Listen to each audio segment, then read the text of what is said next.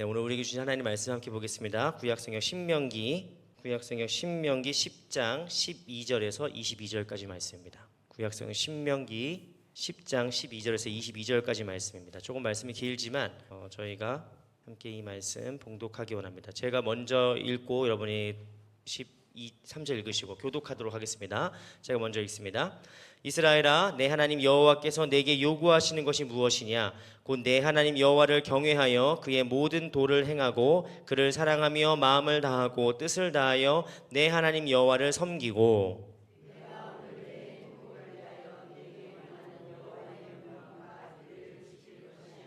하늘과 모든 하늘의 하늘과 땅과 그 위의 만물은 본래 내 하나님 여호와께 속한 것이로되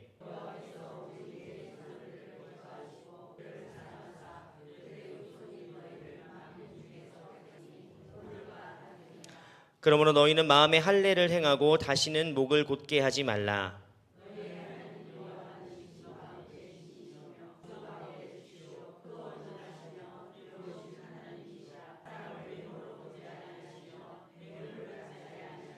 고아와 과부를 위하여 정의를 행하시며 나그네를 사랑하여 그에게 떡과 옷을 주시나니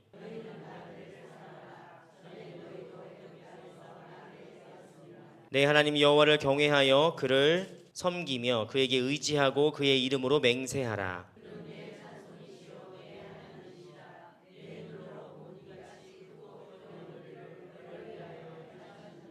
함께 읽겠습니다. 애굽에 내려간 내 조상들이 겨우 70인이었으나 이제는 내 하나님 여호와께서 너를 하늘의 별같이 많게 하셨느니라. 아멘. 오늘 그 설교 제목은 심장을 바쳐라입니다. 심장을 바쳐라. 이거를 보고 우리 송진실 전사님이 오늘 제목이 너무 멋있다는 거예요. 그래서 전사님 만화 안 보셨구나. 그러니까 안 보셨어요. 이 심장을 바쳐라가 뭔 내용인 줄 아십니까? 뭔 얘기인 줄 아십니까? 제가 볼 때 이거 알면은 신세대. 만약에 우리 손주나 내 뭐 자녀나 뭐 가까이 있는 애 중에 뭐 중고등학생이나 청년부가 있으면 여러분이 오늘 이 말씀을 듣고 집에 가가지고 나중에 아니면 손주나 조카나 누굴 봤을 때 따라하십시오. 신조 사사게요. 따라해보세요. 신조 사사게요. 요걸 딱 하면은 갑자기 걔들이 우리 할머니, 우리 할아버지 신세대라고 바로 이렇게 얘기해. 신조 사사게요 뭔 뜻인지 아십니까? 일본어 아시는 분들, 일본어 아시는 분 계십니까? 예? 예. 심장을 바쳐라는 뜻인데 이게 그 일본 만화 중에 진격의 거인이라는 만화가 있습니다. 진격의 거인에 나오는 되게 유명한 대사예요. 신조 사사게요 하면은 이제 그 기안84가 만났어요? 아, 그 작가? 오, 그래요. 어디 TV에 나와요, 그게? 오, 그래요.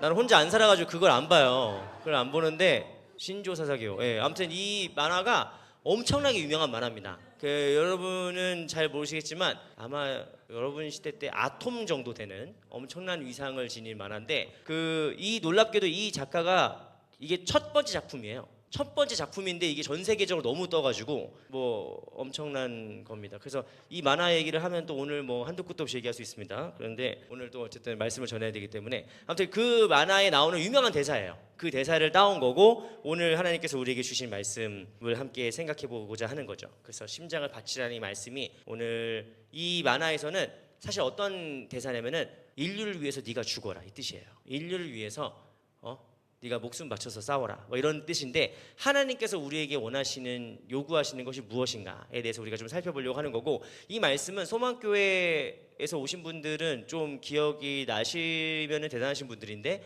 이게 2023년 7월 23일 날 제가 주일 설교 때 했던 설교입니다.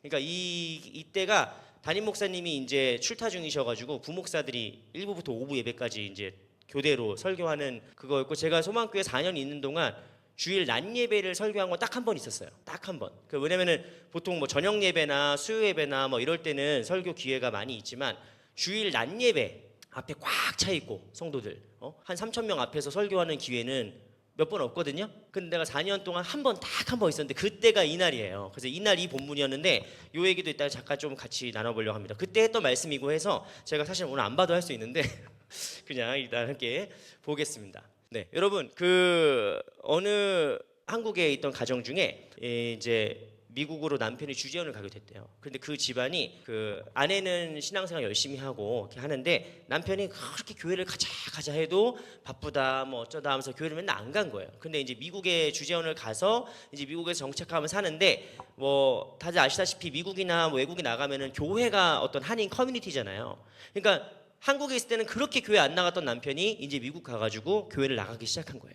교회를 나가가지고 이제 교회 생활을 하다 보니까 또 좋잖아요. 한국 음식도 먹고 한국 사람들끼리 오랜만에 만나가지고 얘기도 하고 그래서 이제 그 남편이 교회에 재미가 붙은 거예요.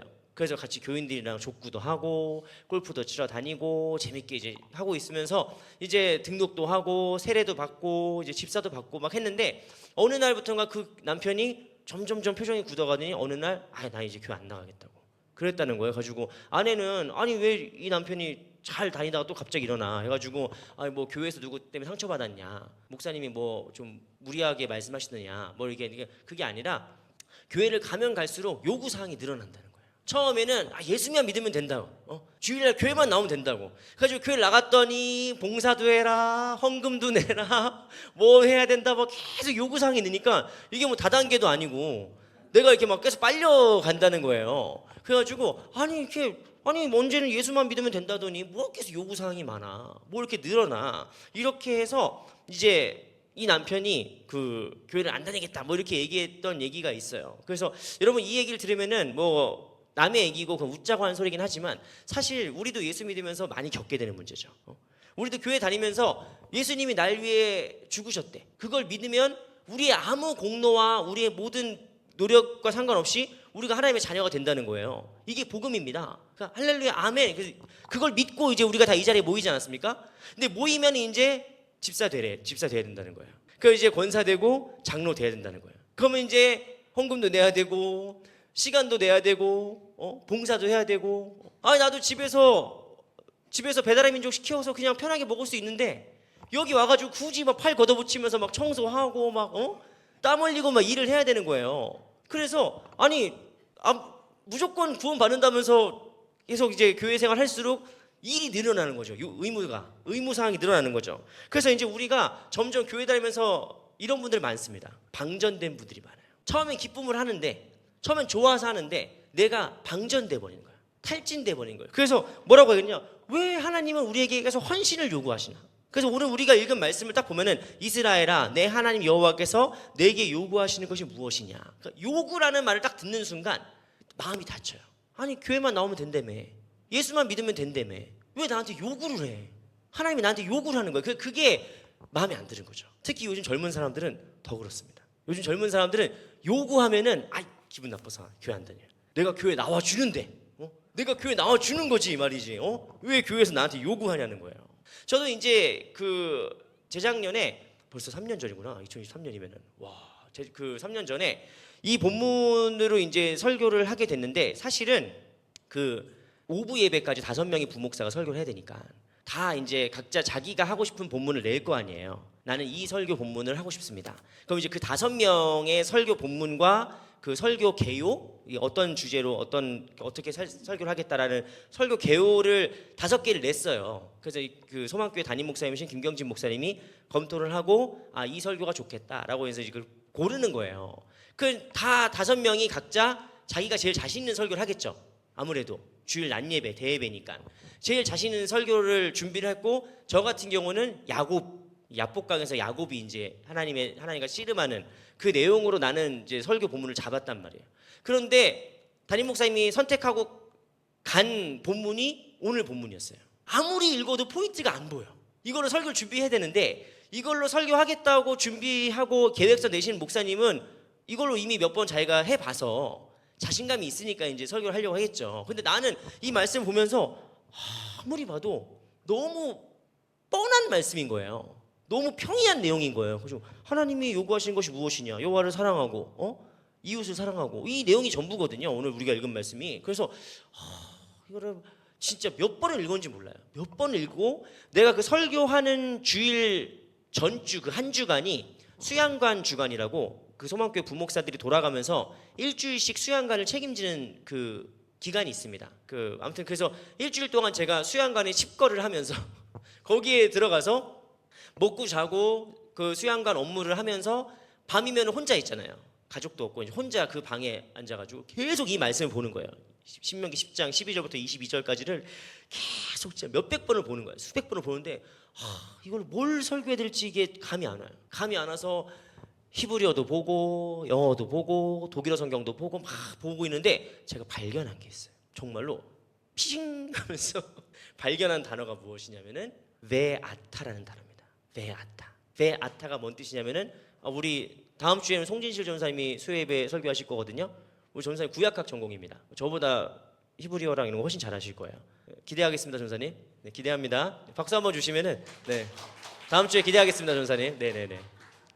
웨아타라는 이 단어가 한국말 성경에는 번역이 안 돼 있어요. 히브리어 원어에도 있고 영어 성경 제가 30종을 봤는데 30종이 다 이게 번역돼 있어요. 독일어 성경도 다 이게 번역돼 있어요. 근데 한국어 성경에만 이게 번역이 안 돼 있는 거예요. 그래가지고 그때 평 성령께서 마음을 주셔가지고 그걸 중심으로 설교를 했어요. 5명 중에 누가 제일 좋았을까요? 설교가? 거의 뭐 참아대. 그런 거를 뭐 내 입으로 얘기하고 싶지도 않고 그래서 뭐 하겠어요. 어쨌든 갑자기 흐뭇해지네.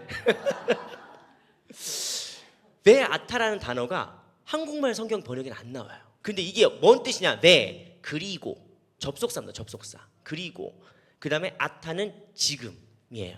그래서 이 웨아타라는 단어는 한마디로 오늘 신명기 10장 12절 보시면은 이스라엘아, 우리말 성경 이스라엘아 내 하나님 여호와께서 이렇게 바로 나가잖아요. 근데 원어나 영어나 독일어나 다 뭐라고 써있냐면은 그러므로 이제 이스라엘아 이렇게 번역되는 거예요.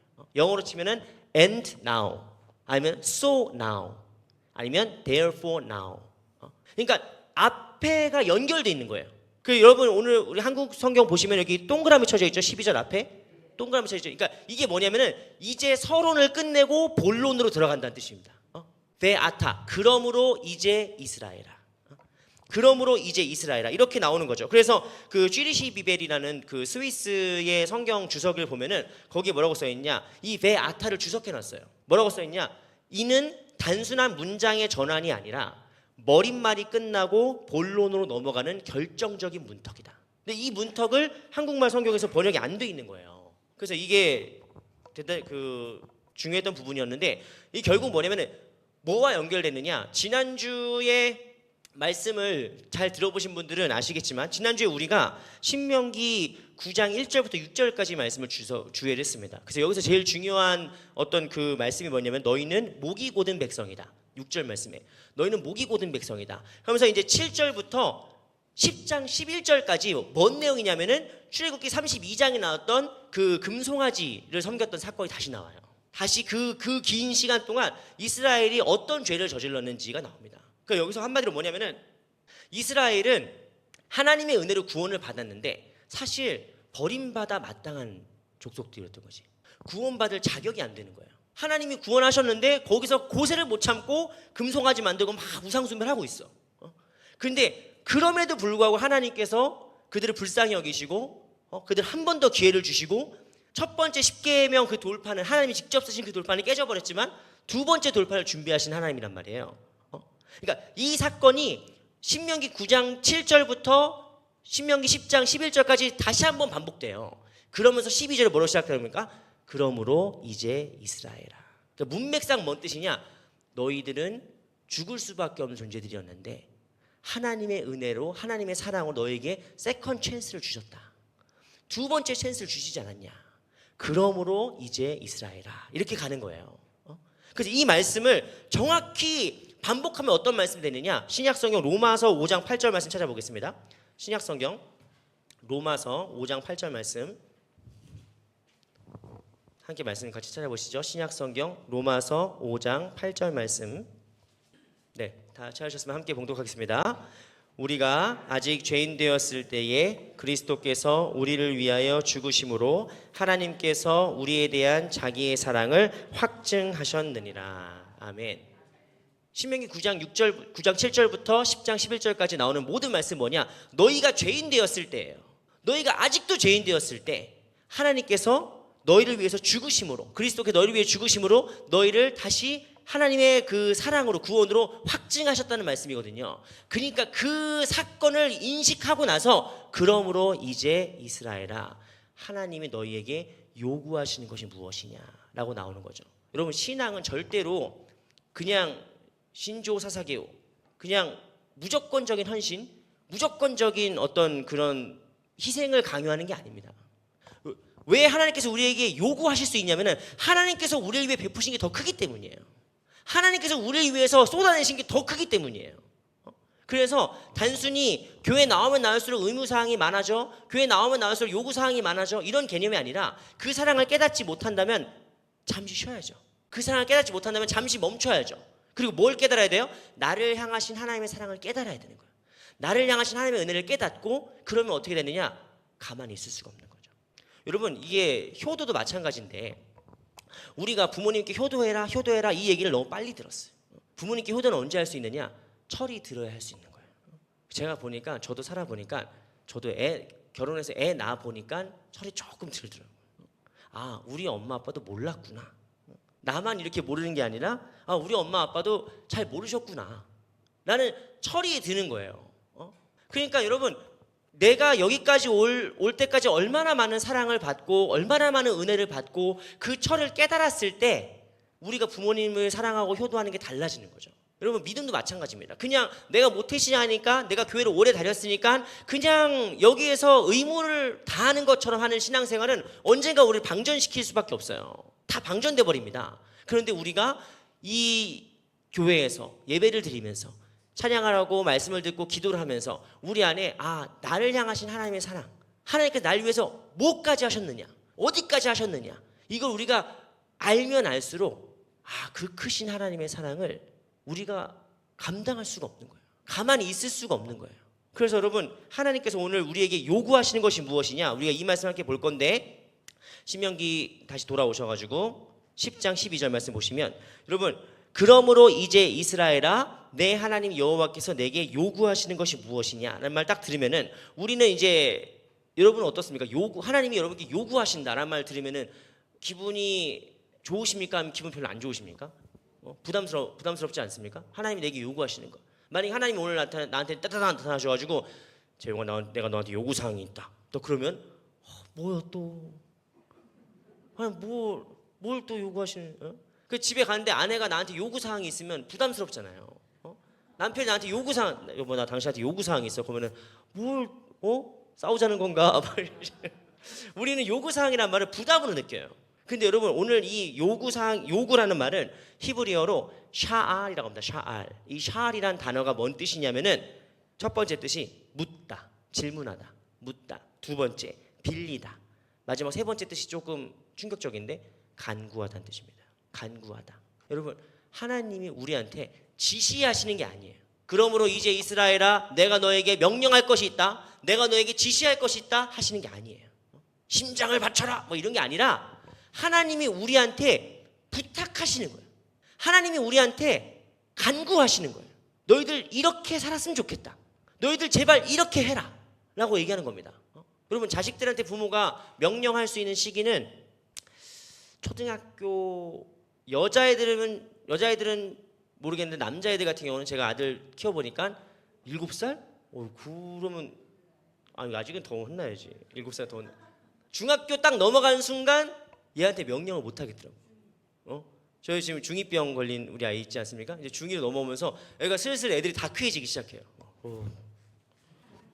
안녕히 주무셨어. 왜 그렇게 말을? 그러니까 안녕히 주무셨어요 이렇게 인사하면 되는데 안녕히 주무셨어 이렇게 애들 되게 다크해져요. 가지고 왜 이래 얘 뭐 약 먹었나 애도 내가 키우는 내 자식도 명령을 이제 할 단계를 넘어가는 때가 있어요. 너 이놈 새끼 교회 다녀 이놈아, 다리 몽둥이 부러뜨려 버릴 거야 이런다고 교회 다니지 않습니다. 이제 어떻게 해야 되냐면은 샬할 수밖에 없어요. 부모가 자식한테 부탁해야 돼. 부모가 자식한테 간구하는 거예요. 그런 마음이에요. 하나님이 우리한테 어떻게 하시느냐? 샬 하십니다. 부탁하세요. 그 부탁은 야 내가 너를 위해서 어디까지 한 줄 알아? 죽을 수밖에 없는 너희를 위해서 내가 죽었고 십자가에 내 독생자를 보냈고 뭐 이렇게 하나님께서 우리를 위해 하셨던 일들을 막 요구하면서 봐봐 내가 이제 너한테 요구할 수 있지? 너 나한테 이 정도 해줘야 되겠지? 라고 하나님이 마치 우리한테 맡긴 것처럼 되찾으려고 하지 않으시는 거예요. 하나님이 우리를 이렇게 사랑하셨어.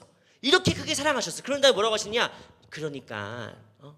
그러니까 이제 제발 그러므로 이제 이스라엘아 제발 너희들 어떻게 살아라? 하나님이 원하시는 데 삶을 살아라. 이제 여기 뒤에 쭉 나오는 거야. 하나님이 너희에게 원하시는 것이 무엇이냐? 요구하시는 것이 무엇이냐?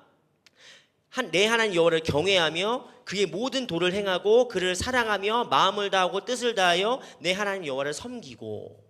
그러면서 그 다음 구절이 더 중요한 거예요. 뭐냐? 내가 오늘 내 행복을 위하여 내게 명하는 여호와의 명령과 규례를 지킬 것이 아니냐. 여러분, 율법은 왜 지켜야 됩니까? 그게 하나님한테 도움이 될까요? 우리가 우상을 세우지 않고 우리가 안식일을 잘 지키고 우리가 내 부모를 공경하고 우리가 살인하지 않고 거짓말하지 않고 막 우리가 십계명을 잘 지켰어. 그거 누굴 위한 겁니까? 따라합시다. 나의 행복을 위한 거예요. 여러분, 우리가 십계명을 잘 지켜도 하나님한테 이만큼도 도움되는 게 없습니다. 우리가 교회 생활을 열심히 해도 하나님한테 이만큼도 하나님이 더 좋은 게 없어요. 그걸 기억해야 돼요. 율법은 왜 준 겁니까? 나의 행복을 위해서. 여러분, 부모가 자녀들한테 그러니까 담배 좀 끊어라, 술 좀 그만 먹고 다녀라 라고 얘기하는 게 부모를 위한 겁니까? 부모를 위한 겁니까? 여러분, 아들이 술 먹고 다니는 아들이 오늘 엄마 나 이제 술 끊기로 했어요. 부모가 좋아. 물론 좋지. 왜 좋으냐면 내 아들이 건강해지니까 좋은 거예요. 내 자식이 건강하게 사니까 좋은 거지. 그것뿐이지 심정적으로 좋은 거지 실제로 부모한테 도움되는 거 하나도 없어요. 여러분, 우리가 율법을 잘 지키고 신앙생활 잘하는 건 여러분을 위한 거지 하나님을 위한 게 아니에요. 세상이 우리한테 요구하는 것은 무엇이냐? 신조사사게요. 네가 죽으라는 거예요. 인류를 위해서 네가 죽어라. 응? 그냥 하나님께서 무엇이냐? 너를 위해서 이 명령을 지키라는 거예요. 너의 행복을 위해서, 너의 평안을 위해서, 너의 건강을 위해서 네가 어떻게? 모세가 발견한 것처럼 타지 않는 떨기나무 불꽃처럼 살라는 거지. 나를 소진하며 살아가는 게 아니라 내가 하나님의 말씀으로 계속 이 말씀을 지키면서 이게 나한테 새로운 연료가 되고 동력이 되고 막 이렇게 살아가는 거예요. 여러분, 세상은 우리한테 끊임없이 요구합니다. 제가 지금 보고 있는 EBS 다큐멘터리가 왔다 갔다 하면서 보고 있는 EBS 다큐멘터리 중에 하나가 과로하는 사회예요. 한국 사람들이 직장, 집, 일 계속 일만 하다가 건강에 막 이상이 오고 그런 일들이 너무 막 많아지는 거예요. 그러면서 사람은 회사 들어갔으니까 열심히 해야지. 그러니까 대한민국은 특히나 사람을 거의 탈진할 때까지 돌려요. 탈수기처럼 탈탈탈탈 돕니다. 나중에 한번 제가 그거 다큐멘터리 다 보고 말씀과 함께 같이 좀 연결해가지고 설교하려고 하는데 너무 사람들이 소진돼요. 공부하는데 다다다다 털리고 일하는데 다다다다 털리고 집장만 하는데 다다다 털리는 거예요. 그래서 누구 하나 쓰러져 봐야 이게 일이 끝나요. 근데 하나님께서 우리에게 요구하시는 것은 교회 생활을 그렇게 하라는 게 아니에요. 여러분, 제가 담임 목사 되고 나서 이런 게 참 조심스럽긴 한데, 왜냐면은 여러분 중 이 자리에 계신 여러분들 중에서 목사님 저 이제 힘들어서 교회를 못 하겠어요. 잠시 쉴래요. 그러면은 난리 납니다. 지금 큰일 나요. 그래가지고 힘드시면 안 돼요. 그래서 힘드시면 안 돼요. 이렇게 제가 이렇게 부탁드리고 싶지만 그럼에도 불구하고 전 만약에 여러분들이 저한테 3번을 찾아와서 목사님 더 이상 힘들어서 지금 봉사 못 하겠습니다 하면은 3번까지는 아니죠. 2번만 해도 제가 쉬라고 해야죠. 어쩌겠어요. 여러분, 우리가 예수를 믿으면서 교회 생활하면서 소진되고 탈진되는 건 그렇게 건강한 자세가 아니에요. 목회도 힘들죠. 목회도 당연히 힘들지. 목사도 탈진이 왜 없겠습니까? 목사가 왜 번아웃이 없겠어요? 그런데 저도 기도하는 건 무엇이냐면 하나님, 타지 않는 불꽃 떨기나무 같은 성령의 불이 나에게 붙어서 지금 젊으니까 내가 이렇게 막 매일 새벽 기도하고 뭐 하고 이렇게 하니까 다들 나보고 젊어서 그렇대. 아직 젊어서 그렇지. 나중 되면은 뭐 이런데. 근데 그 얘기 들을 때마다 내가 기도해요. 하나님, 그렇지 않게 해주세요. 그렇게 되지 않게 해주세요. 매일 새벽 기도를 하고 매일 말씀을 전해도 내 안에 소진되지 않는 삶, 그런 목회를 하고 싶은 거죠. 그런데 힘들어서 다음 주에는 전사님한테 설교시키려고요. 아무튼 하나님께서 우리에게 요구하시는 건 뭔 뜻이다? 부탁하시는 거고 우리에게 기대하시는 겁니다. 얘들아, 제발 말씀대로 살자. 얘들아, 제발 말씀대로 살자. 얘들아, 죽을 길로 가지 말고 살 길로 가라. 우리에게 기대하시는 거고 우리에게 호소하시는 거예요.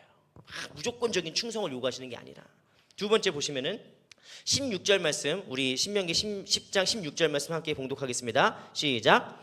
그러므로 너희는 마음에 할례를 행하고 다시는 목을 곧게 하지 말라. 여러분, 마음에 할례를 행하라는 말은 사실 우리가 교회를 다니면서 많이 들어보긴 하지만 할례가 뭔지 아시죠? 할례. 제가 인터넷으로 자료를 좀 찾아보다가 차마 이 저녁에 또 이렇게 조금 그래가지고 할례가 뭔지 아시죠? 네, 할례가 뭐 그런 거예요. 포피를 제거하는 것이죠. 근데 이 할례라는 거를 이제 단순히 그냥 어떤 할례라는 행위보다 성경에서 할례가 어떤 상징으로 쓰이느냐 함께 보죠. 우리 출애굽기 6장 12절 말씀 보겠습니다. 출애굽기 6장 12절 말씀, 6장 12절 말씀, 출애굽기 6장 12절 말씀 보시면은 우리 함께 봉독하겠습니다. 시작. 모세가 여호와 앞에 아뢰어 이르되 이스라엘 자손도 내 말을 듣지 아니하였거니를 바로가 어찌 들으리이까? 나는 입이 둔한 자니이다. 자, 입이 둔하다 했을 때 그게 이제 오늘 우리가 마음에 굳은 것을 제거하라 했을 때 그 말씀에서 오를라라는 말씀이에요. 오를라. 다시는 목을 곧게 하지 말라. 그 너희들의 어떤 포피, 그 굳은 것, 이걸 말하는 건데 그 예레미야 6장 말씀 보시면 할례 받지 못한 귀, 아니면 입술이 둔하다 이런 것들은 다 이제 어떤 뜻이냐? 포피를 말하는 건데 제가 차마 포피를 보여드릴 수는 없으니까 여러분 팔꿈치를 보시면은 팔꿈치 보시면은 이렇게 여기 이게 팔꿈치 있죠? 여기 주름 있잖아요. 거기를 여러분이 강호동이가 와서 꼬집어도 안 아픕니다. 아무리 힘센 사람이 와가지고 제가 한번 꼬집어 드릴까요? 졸리신 분 한번 꼬집어 드릴까요? 졸려서 여길 꼬집어봤자 잠이 안 아파. 여기 그걸 뭐라고 하냐면은 이제 오를라, 굳은 것이라고 얘기하는 거죠. 굳은 것. 여러분, 사람이 나이 들면서 참 아쉬운 것 중에, 서글픈 것 중에 하나가 뭐냐면은 별로 인생에 재미가 없다는 거예요. 마음이 둔해져요. 여러분, 고등학생들, 중학생들 지나가는 거 보십시오. 낙엽만 굴러다니고 깔깔거려요. 깔깔깔깔. 애들 키울 때 보면 애들은 뭐 하나 보면 우와 뭐 이런단 말이에요. 그 나이가 들면은 다 이제 뭐냐면은 다 봤다 이거예요. 다 봤어요. 그래서 같이 패키지 여행 가면 제일 짜증나는 분 중에 한여가 누군지 아십니까? 제일 짜증나는 분이 나 이거 옛날에 봤는데, 나 이거 옛날에 봤는데 뭐 이렇게 얘기하는 분들 왜 왔어? 뭐 이럴 때가 있어요. 마음에 신나는 게 없어요. 재밌는 게 없어요. 교회 생활도 오래 하다 보면은 나중에 여러분 이 설교를 벌써 딱 들으면은 이 설교 나 100번도 넘게 들었는데 이거는 옛날에 신목쌤이 낫다. 이 목사는 별로다. 설교를 막 몇백 번 들으니까 나중에는 설교가 들어도 별로 감흥이 안 와. 별로 감흥이 안 와요. 그러니까 마음이 어떻게 되는 거예요? 둔해지는 거예요. 마음이. 이게 오래 살았고 내가 경험했고 하는 것은 우리가 사실 좋은 겁니다. 그런데 문제는 뭐냐면 이게 딱딱하게 굳어버리는 거예요. 살면서 경험이. 나도 옛날에 그거 해봤어. 나도 옛날에 그랬어. 그래서 여기서 예수 믿고 은혜 받아가지고 막 나를 구원하신 하나님의 은혜가 감사하고 막 할렐루야 막 이런 사람 막 여기서 기뻐하는 분 있으면은 딱 보면서 아유 오버하지 마. 나도 옛날에 그랬어. 그러다가 한 2년 지나면 사라져. 여러분 초는 치지 말아야지. 근데 이제 사람이 나이가 들고 경험이 많아지면서 그게 원숙해지고 성숙해지면 좋은데 그게 잘못해지면은 딱딱해져 버려요. 마음의 할례는 무엇이냐? 에스겔 36장 찾아보겠습니다. 에스겔 36장 26절 말씀. 에스겔 36장 26절 말씀. 하나님께서 우리에게 마음의 할례를 주신다는 건 뭔 뜻이냐? 에스겔 36장 26절 말씀. 제가 가진 성경책은 1208페이지. 여러분 저희 같이 읽는 말씀들은 밑줄을 치시거나 표시를 하는 게 좋아요. 왜냐면 나중에 암송하기 위해서요. 암송해야 돼요. 암송. 36장 26절 말씀 함께 봉독합니다. 시작. 또 새 영을 너희 속에 두고 새 마음을 너희에게 주되 너희 육신에서 굳은 마음을 제거하고 부드러운 마음을 줄 것이며. 여러분 하나님께서 우리에게 마음의 할례를 행하신다는 것은 우리 안에 딱딱해진 마음을 어떻게 만든다는 거예요? 부드럽게 만든다는 거예요. 딱딱해진 것, 굳은 것, 둔한 거를 부드럽게 만든다는 거예요. 부드러워지는 건 뭘까요? 예민해지는 거죠. 영적인 센시빌리티, 영적인 센스를 회복하는 거예요. 여러분 그것이 하나님께서 우리에게 원하신 마음의 할례입니다. 그거를 신약에서 뭐라고 하느냐? 회개라고 합니다. 회개. 여러분 회개라고 하면 어떤 분들은 내가 잘못한 걸 떠올려. 우리 일부 예배 때마다 참회 기도를 하는데 이 시간 저와 하나님만이 아는 죄를 놓고 묵묵히 참회의 기도를 드립니다. 기도하잖아요. 그럼 어떤 분들은 지난주를 생각해요. 지난주에 내가 몇 번 화를 냈고 그때 애한테 소리 질렀고 남편한테 그때 막 화냈고 막 이런 걸 막 떠올리면서 잘못한 것들을 막 이렇게 떠올리는 분들이 있어요. 회개하려고. 근데 회개는 여러분 잘못을 후회하고 반성하고 돌이키는 것도 맞지만 사실은 근본적으로 어떤 마음입니까? 내 안에 굳은 마음을 부드럽게 풀어내는 거예요. 여러분 어깨에 딱딱하게 굳어가지고 막 벅벅하는 거 있잖아요. 그렇게 마사지해서 부드럽게 풀어주는 거예요. 우리가 회개한다는 것은 여러분 꼭 내가 죽을 죄를 져가지고 막 하나님께 막 잘못했어요 싹싹싹 빌려고 하는 게 아닙니다. 내 마음을 하나님이 최초의 인간을 만드실 때 이렇게 주물주물 해가지고 만드신 것처럼 부드럽게 바꾸는 거예요. 부드럽게. 여러분 애기들 이렇게 만져보잖아요. 애들이 이렇게 살이 얼마나 탱글탱글한지 몰라요. 너무 부드러워요. 잘 못 믿기시면 이번 주에 우리 둘째를 보시면은 나 우리 둘째가 피부가 너무 부러워요. 이렇게 눌러보면 탱글탱글해요. 피부가. 진짜 그 아이 같은 그 부드러운 마음. 근데 그 부드러운 마음을 가진 어른들 제가 봤을까요? 못 봤을까요? 봤죠. 제가 차마 지금 뭐 여기 계신 분들 제가 우리 성도들 제가 이렇게 입 바른 소리 막 아부하는 게 아니라 물이라도 먹고 여러분 우리 교회에 와서 되게 좋은 것 중에 하나가 뭐냐면 제 아버지 어머니보다 훨씬 높은 연배의 분들이 너무 귀여운 거예요. 나 아까 김용국 권사님 이렇게 뛰어가시는 거 봤어. 이렇게 여기서 오늘 권사님이 1시간 전에 오셨어요. 가지고 권사님 식사 많이 하셨어요? 그러니까 밥 많이 먹으면 졸려서 못해. 오늘 안 자려고 밥 조금 먹었어. 너무 귀엽잖아요. 제가 여기서 얘기하고 싶은 건 뭐냐면 사람이 마음이 딱딱해지면 나이가 30이라도 그건 늙은이가 돼버려요. 늙은이가 돼버려요. 나이가 30인데 인생에 재밌는 게 하나도 없고 마냥 우울하고 세상은 다 썩었어. 여러분 나이가 70, 80, 90이 넘어도 100세가 넘어도 마음이 부드러운 자들은 어떤 자들이에요? 소녀 같아요. 소년 같다고. 늘 배울 게 많고 늘 재밌는 게 많고 우리 장로님들 여기 계시지만 우리 장로님들 늘 배웁니다. 나보다 더 많이 알아요. 최신 AI 소식 이런 거 나보다 더 잘 아세요. 이분들은. 왜? 마음이 부드러운 거야. 늘 세상에 열려있는 마음을 갖고 있는 거예요. 그래서 마음이 부드러운 건 무엇이냐? 여러분 딱딱하게 굳은 나의 성벽이 무너져서 새로운 것에 대해서 웰컴할 수 있어야 돼요. 마음에 할례를 주신다는 건 뭔 뜻이냐? 너희들 마음에 할례를 받는다는 거는 내가 그냥 늘 살았던 대로 똑같이 그냥 살아가는 그런 굴레가 아니라 내 마음의 벽을 헐어서 새로운 것에 대한 개방성. 그거를 독일말로 유식하게 얘기하려면 Welt Offentlichkeit. 세계에 대한 개방성. 하나님이 사람을 만드셨을 때 어떻게 하느냐? 모르는 것을 보고 이름을 붙이게 하셨어요. 저거 뭐지? 저게 뭐지? 늘 어떤 호기심에 사는 거지. 늘 새로움에 사는 거예요. 저걸 내가 어떻게 이름 붙일까? 저걸 나무라고 부를까? 저 호랑이라고 부를까? 그래서 만나는 모든 것마다 이름을 찾고 그거를 새롭게 발견하는 거잖아요. 그것을 여러분 우리가 예수를 믿으면서 제일 중요한 것 중에 하나가 뭐냐면은 우리가 독일어 써드리면은 Welt Offentlichkeit예요. 이게 한 단어입니다. 독일어가 얼마나 징글징글한 줄 아시겠죠? 힘들어 죽겠어요. 근데 영어로 써드릴게요. 영어가 더 쉬워요.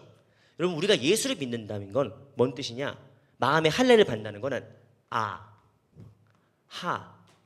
모멘트가 있어야 되는 거예요. 아하 모멘트. 여러분 우리가 마음이 부드러워진다는 건 하나님께서 우리에게 원하시는 마음의 할례는 무엇이냐? 매 순간이 아하 모멘트가 돼야 돼요. 예배 시간은 뭐가 돼야 돼요? 아하 모멘트가 돼야 돼요. 저는 드림의 교회 와가지고 그 얘기 많이 듣습니다. 목사님 소망교회 때보다 설교가 더 까부신다는 얘기도 들었고 더 표정이 좋아 보인다는 거예요. 그럴 수밖에 없어요. 왜냐면은 우리 교회 성도들이 설교하면은 내가 볼 때 알아듣는지 뭐 빨리 끝내라는 건지 모르겠는데 다들 막 고개를 끄덕끄덕하고 막 웃고 박수치고 말하고 아멘하고 막 그러잖아요. 근데 소망교회는 쉽지 않아요. 소망교회는 반응하지 않습니다. 물론 저도 소망교회 4년 동안 사역하면서 소망교회 성도들은 원래 예배 시간에 아멘을 못해요. 아멘을 못하면 대신에 이제 그 눈빛으로 말하죠. 눈빛으로 이렇게 막 간절히 말씀을 사모하는 눈빛이 느껴지는 거지 이제. 그런데 어쨌든 우리가 예수를 믿는다는 건 우리의 모든 순간이 아하로 가득 찬 시간이 돼야 돼. 따라합시다.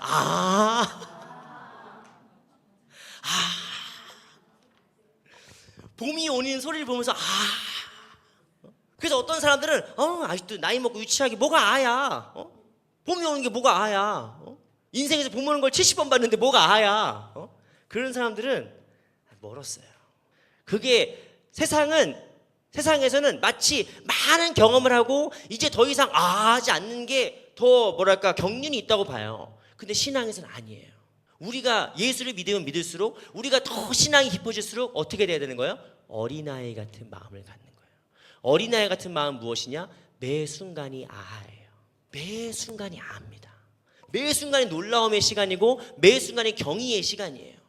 그래서 어느 순간까지 내가 호흡하는 이 모든 순간이 모멘트가 되는 거예요. 그러면 어떻게 되느냐? 그러려면은 세상에 열려 있어야 돼요. 맨날 똑같은 거 먹고 맨날 똑같은 길 가고 맨날 내가 생각한 대로만 보고 맨날 내가 하던 대로만 살면은 내 세상이 무너지질 않아. 근데 하나님은 우리에게 어떻게 하십니까? 마음의 할례를 행해라. 너에게 딱딱하게 굳은 것들이 있다면 그거를 헐어내고 새로운 것에 대해서 개방성을 가져야 되는 거예요. 새로운 것을 더 배우고 더 보고 더 만나려는 노력을 해야 되는 거예요. 그래서 여러분 우리 교회가 진짜 좋은 교회가 되려면 여기 새로운 삶이 오늘 왔다.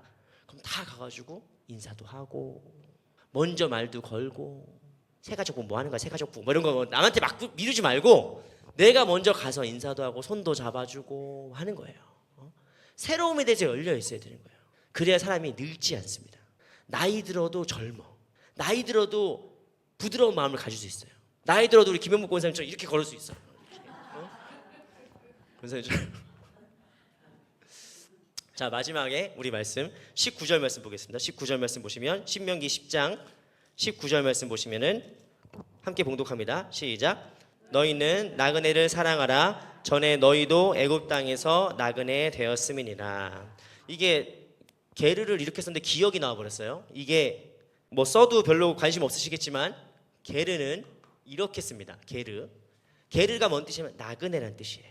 나그네. 응?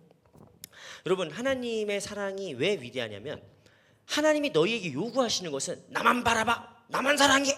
응? 너희들 신앙의 깊은 경지로 가야 된다. 신앙의 깊은 경지로 가면 갈수록 누굴 만나느냐? 이 땅에 소외받은 자들을 만나게 돼요. 왜냐하면 하나님이 거기에 자기를 동일시하기 때문이에요. 여러분 하나님은 저 천상 높은 곳에서 너희들 선행을 베풀어라, 착하게 살아야 된다 이렇게 얘기하는 도덕 교사가 아니에요. 하나님은 어떤 하나님이시냐? 이 세상의 모든 약자에게 동일시하는 하나님이에요. 자기 스스로 동일시하게 되는 거예요. 그 나중에 마태복음 보면은 주님께서 뭐라고 하시느냐? 너에게 물 달라고 하는 자에게, 너에게 목마르다고 하는 자에게, 가난하고 힘든 자에게 물 한 모금 주지 않았다. 그게 가장 지극히 낮은 자에게 한 것이 곧 나에게 한 것이다. 주님이 어떻게 보시는 거예요? 자기를 가장 낮은 자와 동일시하시는 거예요. 연대하시는 하나님이에요. 그러므로 하나님을 사랑한다고 하면서 이 땅의 고아와 과부와 나그네와 상관없이 산다면 그건 신앙이 있는 게 아닙니다. 그거는 종교지. 그건 종교인이지 신앙인이 아니에요. 신앙은 뭡니까? 우리가 하나님을 사랑하는 만큼 이웃을 사랑하는데 그 이웃은 내 마음에 드는 사람? 나랑 코드가 맞는 사람? 나랑 정치적인 입장이 맞는 사람? 나랑 비슷한 사람만 사랑하는 거는 그게 아니라 고아와 과부와 나그네, 고난받는 자들, 아픈 자들, 가난한 자들과 동일시해야 되는 거예요. 우리가 그들을 더욱더 사랑하고 나가야 되는 것이죠. 이거는 진격의원을 안 보셨기 때문에 별로 설명할 이유가 없습니다. 이걸 사실 진격의원을 보셨으면 참 재밌는 얘기인데 설명을 못하겠네. 그래서 다시 말씀드립니다. 오늘 말씀에서 제일 중요한 구절은 여호와께서 이스라엘아 내 하나님 여호와께서 내게 요구하시는 것이 무엇이냐? 하나님의 요구예요. 하나님의 요구사항. 근데 우리가 그 하나님의 요구사항을 세상의 요구사항이랑 똑같이 생각하면 안 돼요. 너 이제 대학생 됐으니까 뭐 해야지. 너 이제 결혼했으니까 뭐 해야지. 너 이제 뭐 부장 됐으니까 뭐 해야지. 그 세상의 요구사항은 끊임없이 나를 증명해야 돼요. 대학생이면 대학생답게, 결혼했으면 결혼한 사람답게 끊임없이 증명하고 그렇게 안 되면 내가 늘 불안해요. 그렇게 달아가는 거고, 그래서 결국 그렇게 계속 끊임없이 돌아가야 되니까 자기가 과로하고 자기를 파괴하게 되는 거예요. 일하다가 병 얻게 되고 뭐 그러는 거예요. 세상이 우리에게 요구하는, 세상이 말하는 헌신이라는 게 그런 겁니다. 그런데 하나님께서 우리에게 말씀하시는 요구사항, 헌신의 이유는 무엇이냐? 하나님의 은혜에 대한 당위적인 응답이에요. 그렇게 돼. 나를 사랑하시는 그 은혜가 너무 몸소리치게 느껴지면은 내가 그렇게 되는 거예요. 그렇게 되는 거고, 내가 나를 막 깎아내면서까지 하나님 위해서 헌신하고 충성하는 게 아니라 내가 오히려 더 하나님과 연결돼서 성령이 주신 능력으로 내가 일을 하게 되는 거죠. 왜냐하면 하나님께서 우리에게 너의 행복을 위해서 우리에게 그 명령을 주시거든요. 오늘 너의 행복을 위해서 이 명령을 준행하라 말씀하신단 말이에요. 그래서 우리가 하나님의 말씀대로 살아가는 게 오히려 우리의 행복이 되고 우리의 건강이 되고 안정이 되는 것입니다. 그래서 마지막으로 오늘 종합적으로 말씀을 드리자면은, 여러분 오늘 하나님께서 말씀하시는 건 무엇이냐? 베아타, 하나님의 은혜를 먼저 깨닫는 거예요. 하나님의 은혜를 먼저 깨달아야 헌신할 수 있는 겁니다. 하나님의 은혜를 모르는데 교회에서 봉사할래요? 뭐 냅둬야 돼요. 하지 말라고 해야 돼요. 은혜를 먼저 알아야 돼요. 은혜를. 하나님께서 나를 위해서 어디까지 하셨는지, 하나님 나를 얼마나 사랑하시는지, 이 사랑을 우리 마음속에 깊이 깨달아야 우리가 그 다음에 헌신할 수 있는 겁니다. 그리고 하나님의 요구사항, 하나님의 헌신은 무엇이냐? 결국에 우리의 행복을 위한 것이고, 우리 안에 딱딱한 그 관성들, 우리 안에 굳은 마음들을 무너뜨려서 굳은 마음이 부드러운 마음이 되도록. 그래서 저는 예수 믿으면서 표정이 자유로우신 분들이 더 좋아요. 가끔씩 어떤 목사님들이나 장로님들 보면 표정이 너무 굳어 있어요. 이렇게. 할렐루야. 그게 권위인 줄 알아요. 내가 만났던 어떤 분이 그러더라고. 자기는 어떤 목사님, 자기가 어떤 교회 사역했대, 그 교회 담임 목사님이 그렇게 가르쳤대. 먼저 인사하지 말라고 가르쳤대요. 성도들 만나면은 인사할 때까지 기다리라고 했대. 왜냐면 목사가 권위가 있어야지. 주의 종이 권위가 있어야 되기 때문에 주의 종이 먼저 가가지고 뭐 장로님, 뭐 권사님 이렇게 인사하지 말라고 가르쳤다는 거예요. 그래서 우리가 다 정신 나갔다고 했어요. 딱딱하게 굳은 마음이 아니라 예수 믿으면 믿을수록 마음이 부드러워져야 돼요. 삐져도 빨리 풀려야 돼. 어떤 분은 삐졌는데 막 10년 동안 삐져 있어. 여러분 마음이 부드러워져야 돼. 오늘 삐졌다가도 내일이면 풀려야지. 오늘 밤 자기 전에 다 풀려야 돼요. 마음이 말랑말랑해야 돼. 마음이 말랑말랑. 주님께서 우리에게 원하시는 마음의 할례가 뭡니까? 굳은 것을 제거하고 부드러운 것 주시기 때문이에요. 그래서 그 사랑이 어디로 가야 되는 거예요? 이웃으로 가야 되는 거죠. 아무튼 이것이 신명기 10장에서 말씀하시는 율법의 순환적인 의미입니다. 우리 같이 이 시간에 온 마음 다해 찬양하고 우리 같이 기도하고 우리 각자 개인 기도하려고 하는데, 여러분 주님께서 우리에게 요구하시는 것은 무엇이냐? 온 마음 다해 주님을 사랑하는 거예요.